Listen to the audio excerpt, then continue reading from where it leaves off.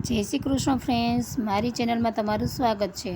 Friends, છોકરીઓના મોરાકતના વ્રત ચાલુ થઈ ગયા છે, તો આજના વિડીયોમાં વ્રતમાં ખવાય અને તમે ક્યારે પણ નહીં બનાવી હોય તેવી એકદમ ટેસ્ટી કણીદાર મોરૈયાની ખીર બનાવીશું અને તેની સાથે રાજગરાની પૂરી બનાવીશું। ફ્રેન્ડ્સ, મારી ચેનલમાં નવા હોય તો મારી ચેનલને સબસ્ક્રાઈબ કરવાનું ના ભૂલતા। તો ચાલુ કરીએ આજનો વિડીયો। તો પહેલાં આપણે એકદમ કણીદાર અને ટેસ્ટી ખીર બનાવીશું। તો એના માટે મેં અહીં એક તપેલી લીધી છે અને એમાં થોડુંક પાણી ગરમ થવા મૂકી દીધું છે। હવે આપણું પાણી થોડું ગરમ થઈ ગયું છે અને હવે આપણે એમાં થોડો મોરૈયો નાખી દઈશું અને સરખી રીતે હલાવીને મિક્સ કરી લઈશું। હવે આપણે એમાં 2 કપ દૂધ નાખી દઈશું અને 2 ચમચી મલાઈ નાખી દઈશું। ફ્રેન્ડ્સ, મલાઈ નાખવાથી આપણી ખીર એકદમ કણીદાર બનશે। હવે આપણે આને સરખી રીતે હલાવી લઈશું અને હવે આપણે આમાં 6 થી 7 ચમચી ખાંડ નાખી દઈશું।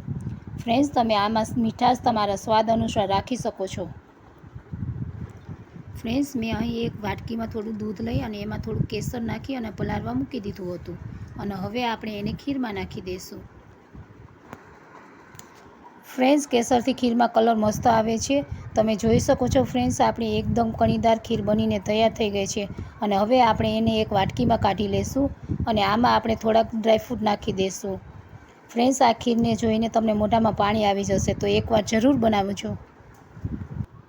હવે આપણે બનાવીશું રાજગરાના લોટની ફરારી પૂરી। મેં અહીંયા આ રીતના 2 બટેકા બાફીને લીધેલા છે અને હવે આપણે બટેકાને આ રીતના છૂંદી લઈશું અને તેમાં 1 વાટકી રાજગરાનો લોટ નાખી દઈશું અને લોટ બાંધી લઈશું। ફ્રેન્ડ્સ, આપણે લોટ બાંધવામાં પાણી નાખવાનું નથી, આ રીતે આપણે લોટ બાંધી લેવાનો છે। હવે આપણે લોટ બંધાઈ ગયો છે તેમાંથી થોડોક લોટ લઈને આપણે પૂરી વણી લઈશું અને ફ્રેન્ડ્સ, જો તમારી પૂરી ફાટતી હોય તો તમે એમાં ગમે તે ફરારી લોટ નાખી શકો છો।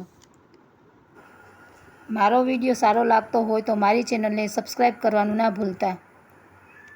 આ આપણી પૂરી વણાઈને તૈયાર થઈ ગઈ છે અને હવે આપણે એને તળી લેશું અને આ રીતના આપણે પૂરીને તળતા જશું। આ આપણી પૂરી તળાઈને તૈયાર થઈ ગઈ છે। હવે આપણે આને એક ડીશમાં કાઢી લેશું। ફ્રેન્ડ્સ, આ પૂરી ખાવાની ખૂબ જ મજા આવે છે, એક વખત જરૂર ટ્રાય કરજો। હવે આપણે સૂકી ભાજી બનાવી લઈશું અને મેં એના માટે એક કુકર લઈ એમાં 2 થી 3 ચમચી તેલ નાખી દઈશું ગરમ થવા। તેલ ગરમ થઈ ગયું છે અને હવે આપણે એમાં એક નાનું ટમેટું નાખી દઈશું, આદુ મરચાંનું પેસ્ટ નાખી દઈશું અને હવે આપણે એમાં બાફેલા બટેકાને નાખી દઈશું। હવે આપણે એમાં 2 ચમચી કાળા મરીના ભૂકી નાખી દઈશું અને અડધું લીંબુ નીચવી દઈશું અને થોડીક ખાંડ નાખી દઈશું। હવે આપણે એમાં અડધી ચમચી હળદર નાખી દઈશું અને થોડાક લીલા ધાણા નાખી દઈશું અને હવે આપણે એને થોડીક વાર સાતરવા દઈશું। આ આપણી સૂકી ભાજી બનીને તૈયાર થઈ ગઈ છે।